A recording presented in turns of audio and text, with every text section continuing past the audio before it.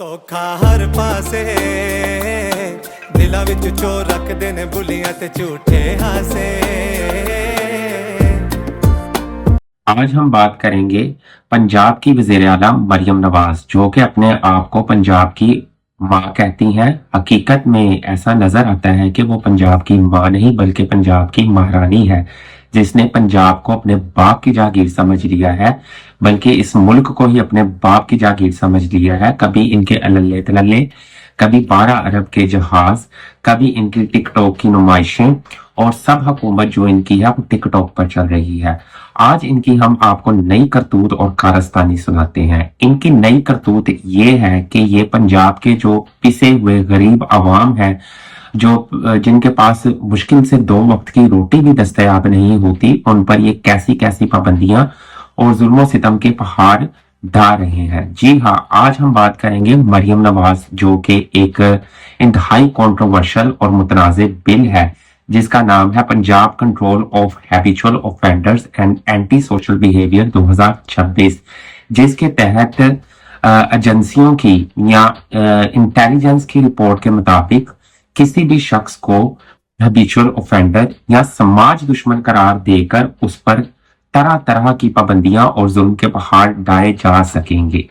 जी हाँ, आप सही सुन रहे हैं। आपका बैंक अकाउंट बंद हो सकता है, आपका फोन सीज किया जा सकता है, आपकी प्रॉपर्टी सीज की जा सकती है, आपके सोशल मीडिया के इस्तेमाल पर पाबंदी लगा दी जा सकती है, और आपको किसी भी किस्म के ऑफेंस में इंक्रिमिनेट किया जा सकता है। और याद रहे, ये सब कुछ सिर्फ एक एग्जीक्यूटिव कमेटी करेगी, और इसमें कोर्ट ऑफ लॉ का, अदालतों का कोई निजाम नहीं होगा और कुछ नहीं होगा, और जिस पर चाहेंगे ये जमीन तंग कर देंगे। हकीकी मायनों में ये फ्री स्पीच का गला घोंटने के मुतरादिफ है, और ये हमें गद्दार आमिर अयूब की याद दिला देता है, और दूसरी जानिब ब्रिटिश कॉलोनियल रजीम थी उसकी याद दिला देता है। बल्कि ये उनसे भी आगे बढ़ गए हैं जब हम इनकी करतूतें और जिस तरह सीसीडी के जरिए इसने लोगों के पुलिस मुकाबलों में लोगों को मरवाया है बिना किसी कोर्ट ऑफ लॉ में, अदालत में इंसाफ के कटहरे में पेश करने के, उनको मावरा आइन एक स्टेज मर्डर के तौर पर उनको कत्ल कर दिया गया।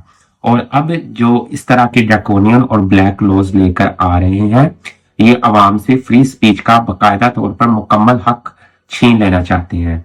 इसकी बुनियादी वजह ये है कि ये वोटों के जरिए नहीं आए, ये एस्टैब्लिशमेंट के, मिलिट्री के, जनरल आसम मुनीर के तलवे चाट कर, बूट चाट कर, इसका चचा शहबाज शरीफ और ये हुकूमत में आए हैं। चूंकि इनका अवाम से कोई लेना देना नहीं है, तो इनकी पॉलिसीज और इनके जितने भी फैसले हैं वो अवाम दुश्मन है, जिसकी एक जीती जागती मिसाल ये जो ऑफेंडर हैबिचुअल ऑफेंडर एक्ट 2026 का बिल पेश किया गया है, जिस पर स्पीकर पंजाब असेंबली, जो कि एक अहम रुकन है नून लीग के, वो भी दंग रह गए कि जब इन्होंने ये बिल असेंबली में पेश किया।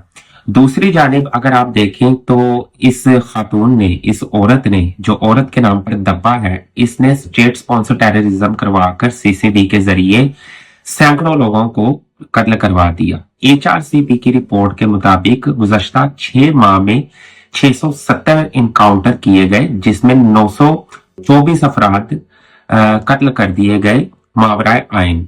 याद रहे कि किसी अदालत में पेश नहीं किए गए।